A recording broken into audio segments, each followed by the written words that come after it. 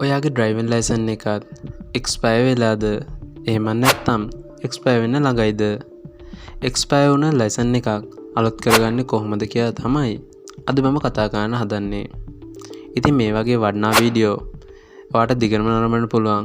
මගේ channel එක පහළ තියෙන subscribe button එක click කරලා ඊට එහා පැත්තෙන් එන bell icon එකත් all දාලා තියාගන්න.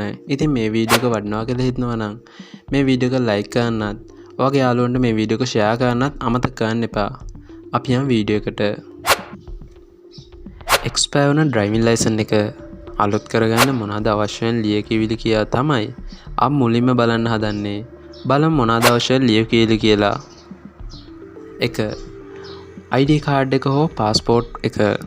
ඒ වගේම ඔයාගේ පරණ license card එක. ඒ වගේම තමයි medical report එක. අපිට මේ ටිකෙන් නැත්තේ medical report එක විතරයි. medical report එක ගන්න ඕන නම් ඔයා මුලින්ම කොහෙටද යන්න ඕනේ? medical report එක ගන්න නම් ඔයා මුලින්ම යන්න ඕනේ National Transport Medical Institute එකට. එහෙම නැත්නම් ජාතික ප්‍රවාහන වෛද්‍ය ආයතනයට. මෙතනදී ඔයාට පුළුවන් එතෙන්ට ගිහිල්ලාම ඔයාගේ බුකින් එකක් දාගන්න. ඒ වගේම ඔයාට පුළුවන් ඔන්ලයින් මාර්ගයේ ඔස්සේ බුකින් එකක් දාගන්න. මෙතනදී මම නම් කියන්නේ ඔයා ඔන්ලයින් මාර්ගයේ ඔස්සේ ඔයා බුකින් එකක් දාගත්තොත් ඔයාට මෙතනදී කාලය ගොඩක් ඉතුරු කරගන්න පුළුවන්.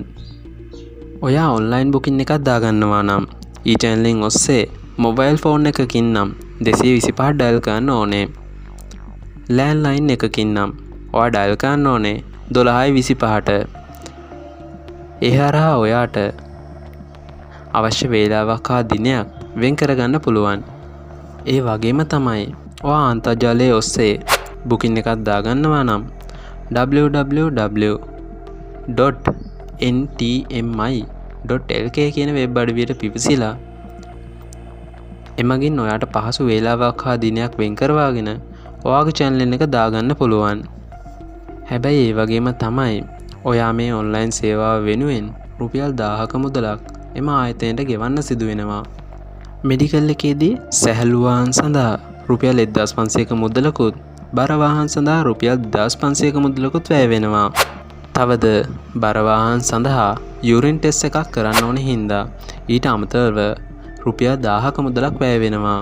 මෙඩිකල් ටෙස්ට් එකේදී ඔයාගේ බර, උස, ලේ වර්ගය, ඇස් පරීක්ෂාව, ශාරීරික යෝග්‍යතාවය කියන පරීක්ෂණ සිදු කරනවා.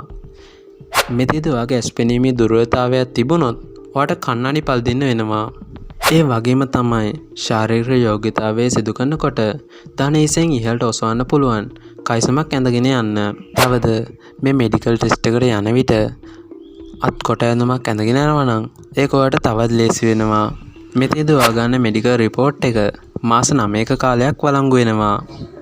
හරි.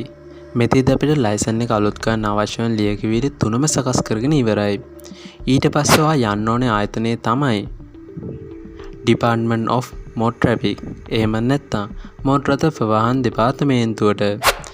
ඒකට ඔයා අරගෙන යන්න ඕනේ ඔයාගේ පරණ ලයිසන් කාඩ් එක, අපි ගත්ත මෙඩිකල් රිපෝට් එක, ඒ වගේම ඔයාගේ ඩෙන්ටි කාඩ් එක හෝ ඔයාගේ පාස්පෝර්ට් එක. ඒ වගේම තමයි ඔයා තව දෙයක් හොඳට මතක තියාගන්න ඕනේ.